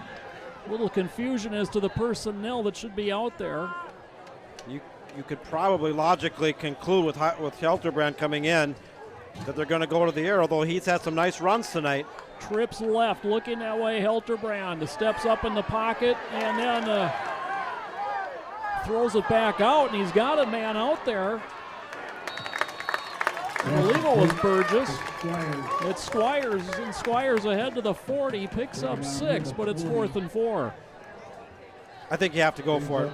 If it was 4th and 10, you'd think about it, but 4th and 4, not even hesitating. Down by 3 scores, under a minute to go in the third, you go. Trips right and Timeout called just before the snap. So first of the half taken by Rice Lake. Stops the clock with 39 seconds left in the third quarter. And big play. 4th and 4. Hudson needing a conversion here. Another report from Menominee. The Menominee Mustangs now opening up a 28-14 lead over the Superior Spartans early in the third quarter on that one. They were up 21-14 at half. Menominee still undefeated in Big River's play. Superior with the one loss, that coming to Hudson. Well, I'd have to say the biggest play of the game for Hudson coming up right now. They don't convert it here. Boy, it's going to be tough. Already down by 3 scores. They have to have it. Yeah, if they don't convert, it's a very short field for Rice Lake to work from. 4th and 4. Helterbrand, the quarterback, will work out of the gun. 3 receivers. The trips formation to the right side. Squire in the backfield. Throws over the middle. Got his man. First down, Raiders, and out to the midfield stripe. A gain of 10 on the receiving end that time was Alex Keela. Well, the pass was where it needed to be when it needed to be there. Key 4th down conversion. The Hudson Raider drive. Trying to keep those comeback hopes alive. Handoff, Squires right up the middle, and a nice little burst. Diving out ahead to the 42, a gain of 8 for Squires. Nice run that time, but unfortunately wasn't able to get the first down to temporarily stop the clock. Hudson quick to the line.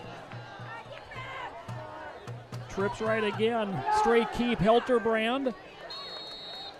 Going to be dropped just shy of the first down on what should be the last play of the third quarter. It'll be 3rd and less than a yard for the Raiders, and the clock hits triple zeros. To the 4th quarter we go in Rice Lake. Your score, Rice Lake 31, Hudson 10. You are watching high school football on MSBN, one of 20 games on the MSBN website this evening as we give you games from all around Minnesota and Wisconsin. Yeah, I know, getting reports from back in the Twin Cities. Rains, significant rains that started about late afternoon. The rain has held off thus far. They were originally speculating that the rain would start moving in about 8:30. Just as I say that, here it comes. Looking across the way there, I'm seeing the rain coming in, and they have been predicting. You know, originally they said 9 o'clock, and then they backed it off to 8:30. Well, it's 20 to 9, and here it comes. Yes, well, when we checked at halftime, it said rain in view. View, yeah, is that what it said? And, certainly in our view now. Yeah, it is. And, you know, Hudson, rain or no rain or whatever, they have a 3-touchdown deficit to make up on the road against a Rice Lake team playing very well, and see if they can do it. Got a drive going here.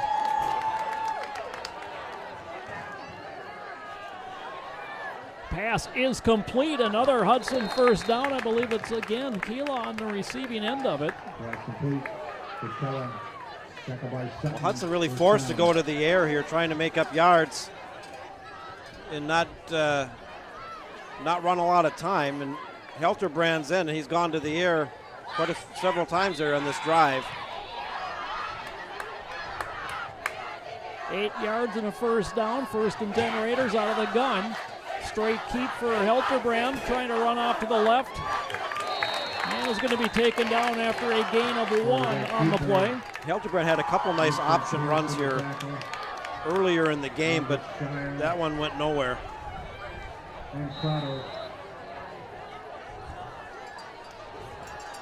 2nd and 9 Raiders. 3 receivers right, Helterbrand with time. Good protection. No options downfield.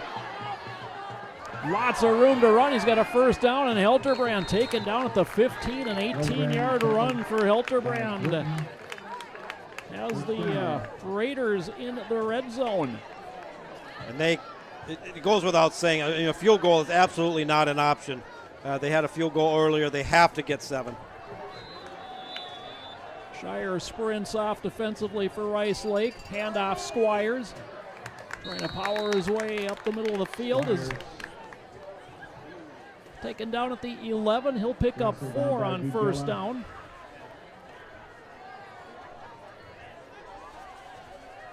Three receivers coming to the left on 2nd and 6 out of the shotgun. Hilterbrand straight drop looking left. Throws over the middle, has his man Keela again. He's got it inside the 5. It's 1st and goal Raiders. Well, they've been able to have some success with the passing game here, so they're been able to get the yards they need, not using up a lot of clock. They got to strike pay dirt here, 1st and goal on the 3. Hilterbrand again out of the gun, 1st and goal from the 3. Straight keep. Hilterbrand trying to spin, trying to back his way into the end zone, and I think he was ruled down, though. He was ruled down. They'll spot it at the 2, a gain of 1. 2nd and goal. Clock continues to run. 10:15 to play in the game. Forward progress had been stopped, and he was ruled down at that point.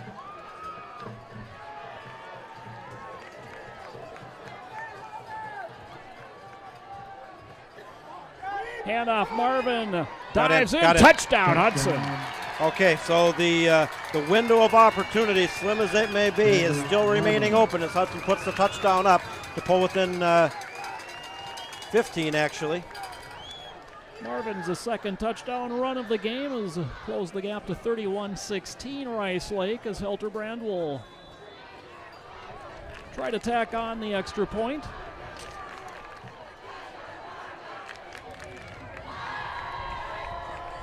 The Hudson bleacher creatures with the flags run down in front.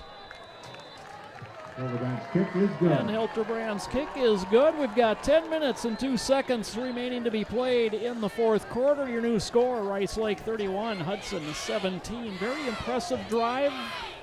You know, a nice little mix running and passing that time, and saw a scrambling Rice Lake defense. Well, we've heard about all season long, and even before the season started, about the potential of a passing element, particularly with Kaiser Hilterbrand, and we saw some glimpses of it, what maybe could be. Hudson's still going to win games by running the ball on the ground. That's their bread and butter. But the situation is such that there just isn't time for that. You know, for the 5, 6, 7 yards, you know, time-consuming drive that takes 6, 7 minutes to move down the field, like Rice Lake had done on their earlier possession here. Now down by 14.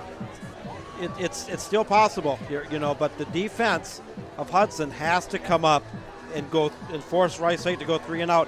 Now I wonder here, Joe, Rice Lake has run 2 onside kicks. Does Hudson roll the dice and go with attempt the onside kick here? I don't know. It would be interesting because, yeah, you're right. You've got nothing to lose, really. The other side of that coin is if it doesn't work, you give a Rice Lake offense very good field position.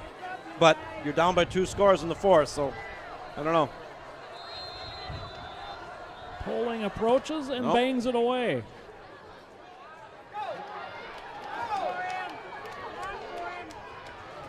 Clairvaux on the return out to the 24-yard line.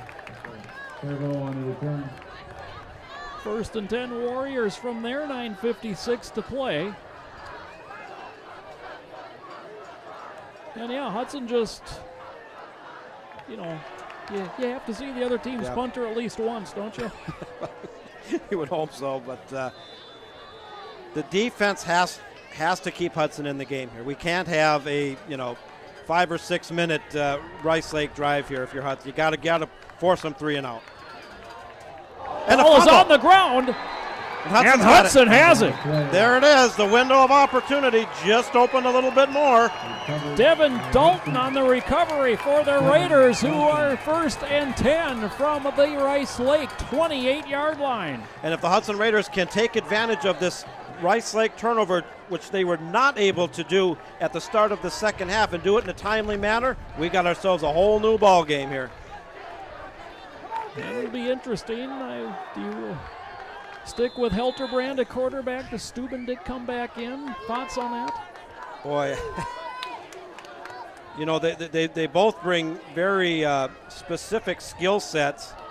Both have ran well. You know, Hilterbrand had a couple nice runs, as has Stubendick. We'll just have to see.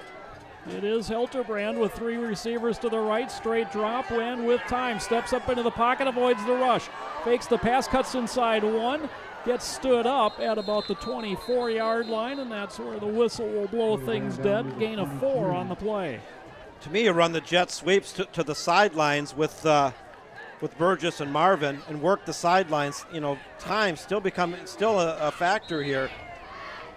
You work the sidelines with the run, perhaps. They're going to the air, looks like again. Keela to the left, 2 receivers right. Marvin in motion, they'll run the option. The pitch to Marvin. To the corner, cuts back in. He's got a first down as he dives inside the 20 and down to the 18-yard line. They'll spot it just far enough, I thought, for a first down, but the chains are anchored momentarily. The clock is stopped. I know they're going for a measurement. If he hasn't got the first down, I don't know why the clock is stopped. It's to Hudson's advantage that it is. Look, are they going to measure here or what? They are going to measure it out. Timeout for a measurement. So the clock stops with 9:11 to play. It's either going to be 1st and 10 Raiders or 3rd and inches Raiders from the 18. And you can probably hear with our crowd mic the rain coming, the wind starting to pick up a little bit. Weather, as we anticipated, might become a factor here at the tail end of the game, and they have signaled first down, Joe. So it'll be 1st and 10 Raiders, ball on the Warrior 18-yard line. 9:11 to play, and the clock begins to run now on the referee's signal. Straight handoff. Squires bounces it out to the right. Squires is inside the 10, or right at the 10 before he's taken down, a gain of 8. Well, Squires, very strong running between the tackles. Stop by Johnson. And when you move the chains, it's just like running out of bounds. It temporarily stops that clock. Hudson quick to the line again, shifting players in and out. Option pitch, Burgess, first down inside the 10, trying to get to the outside. Penna, horse collar down there, but no flag. It is a first down run, I believe. Well, no. No, it's going a little short. It's going to be short, so it'll be 3rd and a yard here for Hudson, a gain of 1. And with Burgess not being able to get out of bounds, that's going to cost Hudson, 20 seconds there. Handoff Squires. He's got a first down as he bangs his way inside the 5. It'll be 1st and goal from the 3. I'd like to see Hudson run a sweep here to either Burgess or Marvin. 3 receivers right. Handoff Squires hitting the backfield, spins and falls ahead to the 1. It'll be 2nd and goal. Will be under 8 minutes as they unstack the pile. Power football. Hudson choosing to keep it between the tackles with Squires. They've had good success, so they need to punch it in here. They kind of spread it out. They hand it off Squires to the goal line. He's in. Touchdown, Hudson. Well, that 21-point deficit just became 8. 7:46 left to go in this one. Hilterbrand will try to make it a 7-point game. Huge extra point here. New life, the Hudson Raiders down by 21, closing the gap. Snap, hold, and kick is good. 7:46 to play, and suddenly this one tightened right up. It's now Rice Lake 31, Hudson 24. Well, we talked about the rivalry between these two teams. In 2011, Rice Lake scores with, if I remember right, less than a minute to go to pull out a close win up here. 2012, Hudson's back up here. We win 24-14. It's the only competitive conference game the 2012 team had all season long. 2013, Rice Lake comes down to Hudson, leads for most of the game. A blocked or a bad punt, a bad snap on a punt late in the game. Hudson was able to capitalize on that, forces the game into overtime. Hudson wins in overtime. 2014, back up here, 56-54. Rice Lake pulls out a win with 1,200 yards of offense. Hudson has a chance to win it at the end with a kick that failed. Last year, Rice Lake comes down to Hudson for homecoming and wins 20-7. but Hudson defensively plays their best game of the year. Onside kick attempt, and it is handled cleanly by an up man. So great field position here for the Warriors. Cole Stadola Warrior football. popped right up for him, and he just kind of camped under that one. Well, we speculated that they might try the onside kick the previous kickoff. They elected not to. They tried it here. It didn't work, and the downside to that is you give up a lot of field position on an onside kick attempt that doesn't work. 1st and 10, the Warriors from their 48 turned it over on their last play. Shire keeps, darts inside, and is taken down at the Hudson 45-yard line. A gain of 7 for Shire. He ended up in the arms of Dominic Sittenbeko. And again, I know we got a big viewership on board tonight. Shoot us an email here as Hudson scratching and clawing their way back into this game. They started the fourth quarter down by 21. They've closed the gap to 7 with 2 scores. Shoot us an email. Tell us your thoughts on the game. 2nd and 3, Shire keeps again. Hit in the backfield and dropped, a loss of a yard. Sittenbenko's fired up from his middle linebacker spot. Also Cole Goodbow coming in from his side amongst a host of others, and this is going to force a 3rd and 4 here.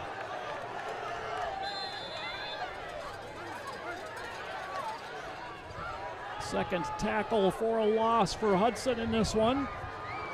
3rd, and we'll call it 5. And Joe, I would think we're at 4 down territory for Rice Lake if they don't convert it here. Receivers both ways under center, Shire.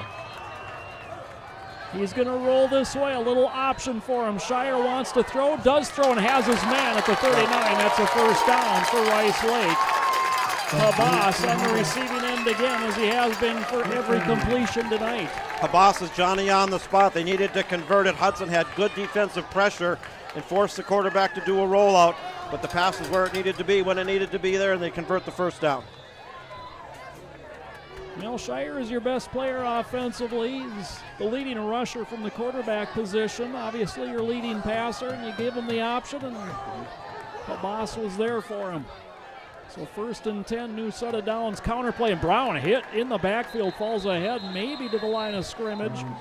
Short gain, short loss on the play. Of course, Rice Lake with that 3rd down conversion, not only they maintain possession, keep the drive going, continuing to run clock. And the longer that clock runs, the slimmer the Hudson chances are of pulling a comeback. Raiders do have their full complement of timeouts here in the 2nd half remaining. A Labuda to Sheehan, 41-yard touchdown pass. And Menominee starting to pull away over Superior, up 35-14. Stadola in motion. They'll pitch to him, and they had it read. He got around Bennett, but Bennett slowed it up, and the cavalry was there to take Stadola down for a loss of 3. Well, here we go with this 3rd and long scenario again. And that clock is going to be under 5 minutes when they snap this one. 3rd and 14 to be exact. Well, now it's interesting, John, because if you pass and you throw incomplete, clock stops, and then you punt it away. Run it, and what happens? Well, those are good questions here. The bottom line is Hudson has to stop them right here. They're to get cut into this deficit, they got to put the ball back in the offense's hands. And a flag flies. Too much time taken. Delay a game. So it'll be 3rd and 19. Clock stopping on the penalty with 4:43 left to play in the 4th quarter. Well, the 3rd and long just got longer with the wind kicking up, the rain falling. Hudson down by 21 coming into the 4th quarter, climbing back into it against number 4 rated Rice Lake on the road. Now I think you definitely pass the ball and get what you can. High snap brought down, they fake. Look out from behind, it's up in the air, it's up for grabs, and it's knocked away. And a flag comes in. An absolutely stupid penalty, stupid penalty.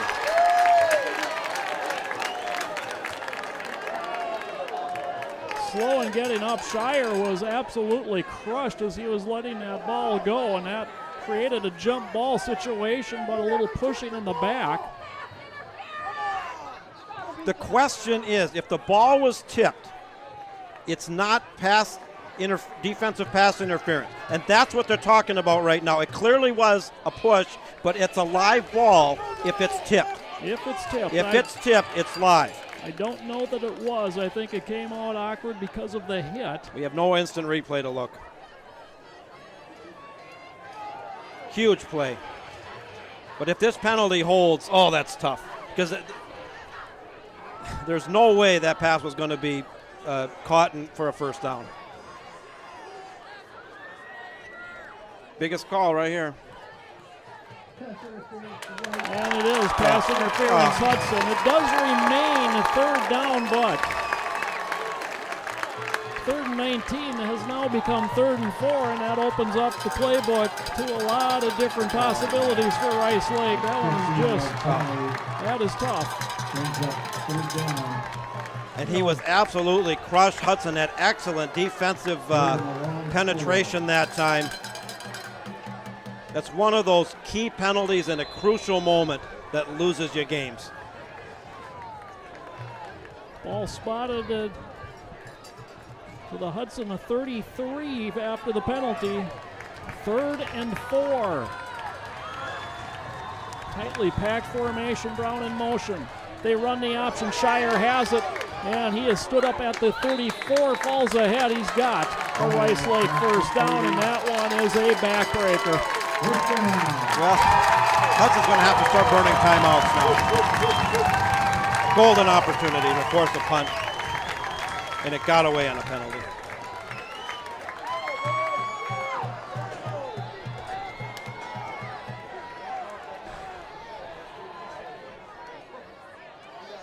Well, with the clock running, Hudson's 3 timeouts, they're going to have to start using them. Down to 4:10 and under. Shire taking every last second that he can. Stodola in motion, handoff Nolan up the middle. Nolan with the carry.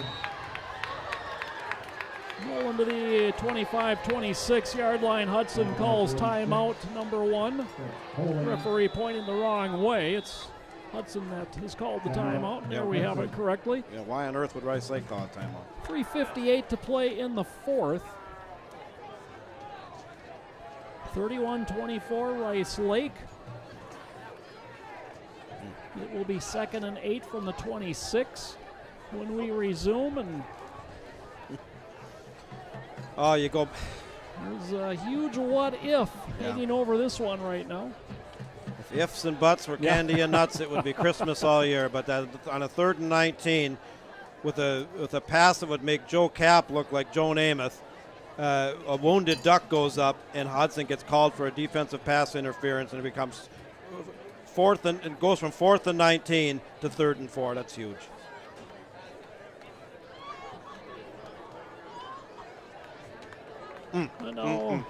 Under 4 minutes, in the NFL, you've got your 2-minute offense, your 4-minute offense trying to run out a game, and that's exactly what Rice Lake is going to try to do here.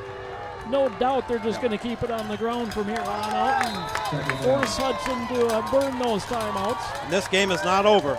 It's not over yet. Stodola in motion. Shoot the gap. Handoff. And Nolan inside the 25. Down to the 23. Timeout number 2 taken by the Raiders. Stops the clock with 3:53. It'll be 3rd and 5. Hudson shot the gap with 2 linebackers that time, trying to possibly, stop for a no gain or even force a turnover. It almost worked.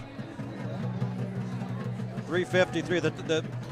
The trouble is they're able to stop the clock, but if they do get the ball back, not being able to have any timeouts left to stop the clock makes it even harder to drive the field for a potential game-tying touchdown. Of course, you got to stop them here. They convert a first down, Hudson's going to run out of timeouts, and this one's done. Got to stop them here. Rain continues to fall here in Rice Lake. Probably is starting to dry out back around Hudson in eastern Minnesota. 3rd down. 3rd and 5 from the Hudson 23. Brown came in motion. He'll reset.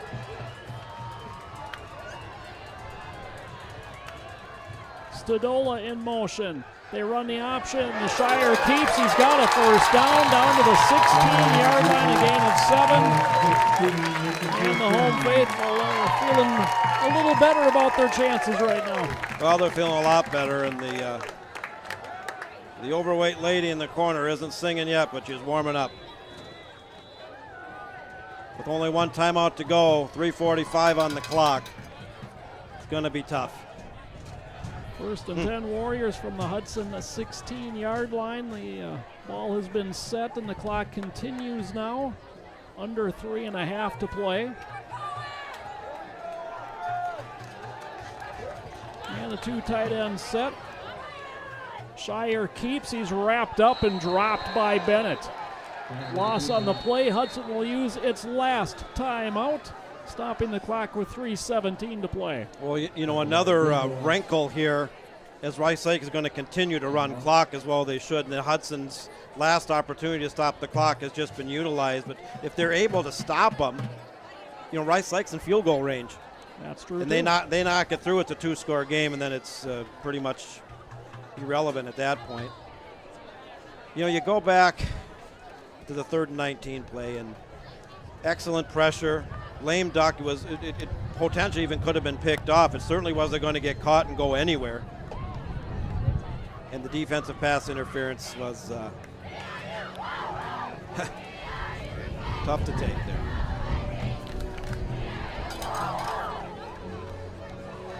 Well, this game began mid-60s and no wind, no rain. We knew it was coming. It is now rainy. It is now windy, and you know, you talk about a field goal attempt. The wind moving That's true from too. right to left as we're Yeah, that's true too. watching this one. So it's into the face of Rice Lake here in the 4th quarter. 2nd and 12 Warriors. Shire keeps, and Shire will be dropped at the 15-yard line. He picks up 3, brings up 3rd and 9 Warriors, and they'll be able to run 35 seconds off. Yeah, it's whenever the ball's set, that's when the play clock starts, and they're going to milk every second. And Hudson with a big goose egg there under the timeouts can do nothing to stop it.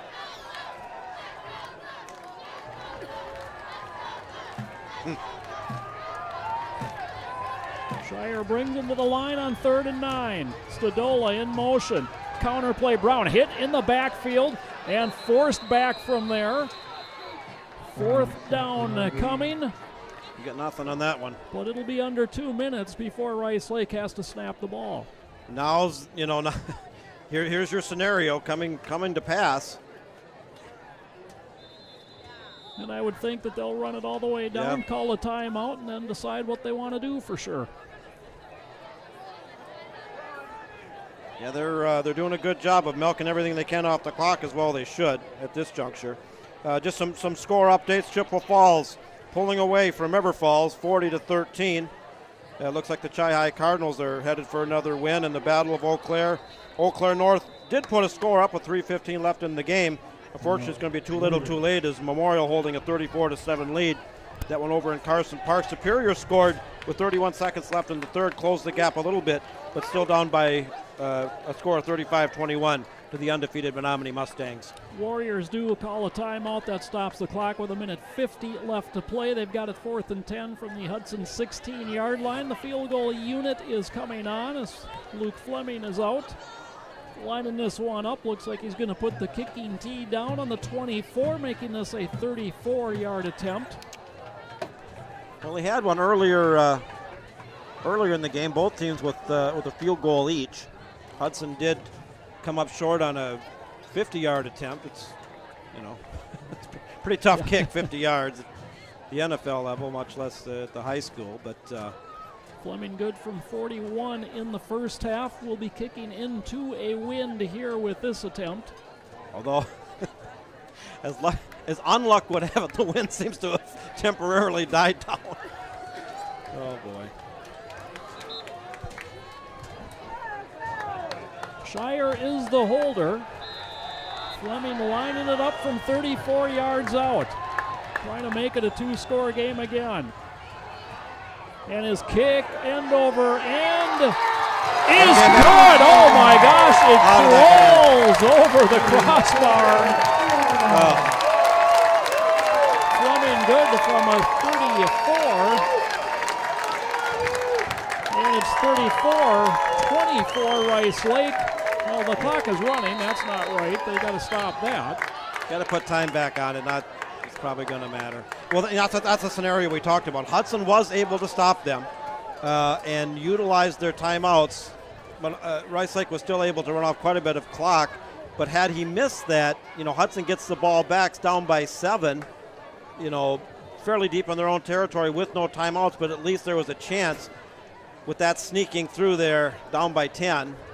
They did put the time back on the clock. It obviously was an error when it ran out. Would you expect anything less from a Rice Lake Hudson? When it was 31-10, you wonder, is this the one game or one team? And it wasn't. Yeah. Hudson comes storming back and makes a game of it. But that field goal is huge. So Rice Lake, as they put time back on the clock, we've got 1:45 left in this one. Rice Lake trying to make it 3 years in a row over these Hudson Raiders. Yeah.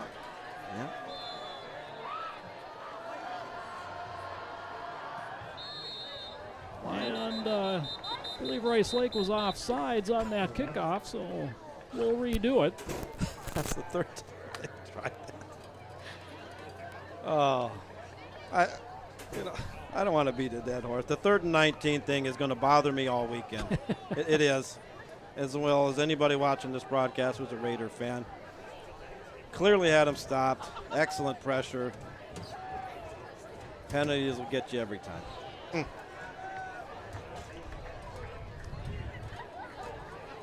Hudson has had 5 flags on them this evening, and none bigger than the 5th one. That you're getting the ball back with 1:45. You could have had it down 7 with about 3.5 left, 4 minutes left. Night and day difference. Yep. It's night and day. Fleming just scoots it through, and it is handled by Jake Danielson on his knees, so no time runs off the clock, and Hudson will have it at the 42. Tough order here, down 2 scores, no timeouts left, and just 1:45 on the clock. Well, somehow Hudson tries to miraculously pull out a miracle at Puglawn Field. We got some more score updates, score information coming in from MSBN Central. Score Central, we mentioned Eau Claire North closed the gap. Not really closed the gap, but put some points up there, down 34-7 Memorial. Justin Evans from Menominee goes over 200 yards for the 2nd straight week in Menominee, pulling away 42-21 over Superior. Hilterbrand running for his life, throws over the middle and behind Keela, incomplete. Perhaps the ball he could have had. It'll be 2nd and 10 for Hudson. Chippewa Falls 40-21 over River Falls. Looks like the Cardinals are going to move on there. Well, that will certainly jumble things up. This week's foe is next week's best friend. Rice Lake will go to Menominee next week. Right. Hilterbrand, he is in the grasp and taken down. Billy Brown, couple touchdowns offensively and a big sack here defensively. I don't think he's come off the field all night, has he? If he has, it hasn't been for much. That's a loss of 13 on the play. Continuing to run. 3rd down and all sorts of people moving before the center actually snapped the ball, and that'll be 3rd and 29.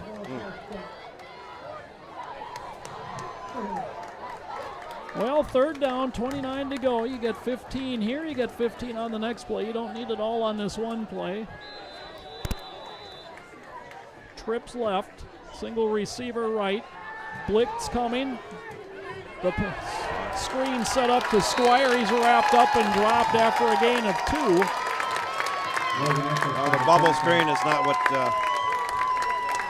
Hudson needed there. They're just, they're trying to basically almost do the impossible here. 4th down, last gasp. Hilterbrand with some time. tosses it over the middle. Keela goes up and gets it, tackled immediately. It's a gain of 14. It's well shy of the first down. Rice Lake takes over. 37 seconds left on the clock. They'll just have to kneel it down perhaps twice before this one is over. But in fact, for all intents and purposes, this one is over, and Rice Lake will make it 3 in a row over the Raiders. Well, the Raiders showed a lot of heart. Coming into the fourth quarter, they were down 34-10. Hudson put 2 scores up and put themselves potentially in a position to make a good shot at it, but was unable to stop Rice Lake, and Rice Lake converted a field goal, and looks like they're going to come out with a 10-point win. Shire kneels it down.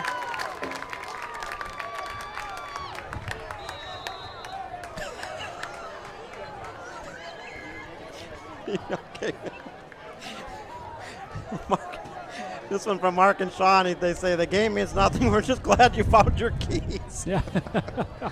That makes 2 of us. Shire kneels it down again, and Rice Lake will walk to the sideline with a 34-24 victory over your Raiders this evening. Raiders drop to 2-2 in Big Rivers Conference play, 4-2 overall.